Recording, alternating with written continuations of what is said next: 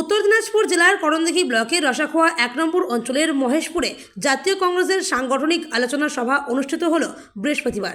এদিন কংগ্রেস নেতৃত্ব বলেন, বিজেপির বিরুদ্ধে গোটা দেশ জুড়ে রাহুল গান্ধী লড়াই করছেন, তাই কংগ্রেসের হাত শক্ত করতে আমাদের বুথে বুথে সংগঠন মজবুত করতে হবে এবং আগামী দিনের জন্য তৈরি হতে হবে এবং সংগঠন গঠন করতে হবে।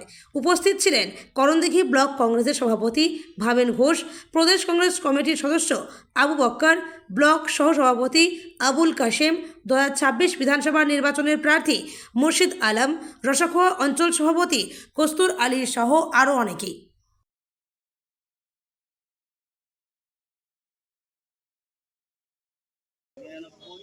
বিষয়টা হচ্ছে করণদিঘি ব্লকের অন্তর্গত রসাখোয়া 1 গ্রাম পঞ্চায়েতে আমাদের আজকে দলের একটা কর্মী সভা ছিল। আমরা বিধানসভা ইলেকশনের পরে ব্লক কমিটির মিটিং করেছি।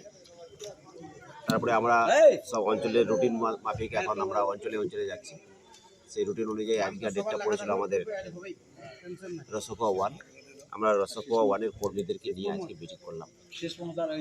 আচ্ছা, না, এখানে যেটা আমাদের তো গত লোকসভা ইলেকশনে আমরা 56,000 কংগ্রেস ভোট পেয়েছিলাম, কিন্তু মাঝখানে এখানে যে আমাদের যে বিধানসভা ইলেকশন, এই বিধানসভা ইলেকশনে আমাদের একটা দেরিতে ক্যান্ডিডেট হয়।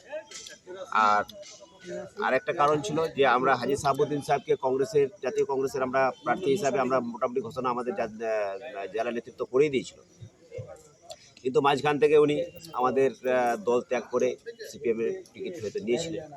এইখানে মানুষ একটা দ্বন্দ্বের মধ্যে পড়েছিল, যেহেতু আমরা গ্রামগঞ্জে প্রচার করে দিয়েছিলাম যে আমাদের জাতীয় কংগ্রেসের প্রার্থী এবার হাজি সাহাবুদ্দিন সাহেব।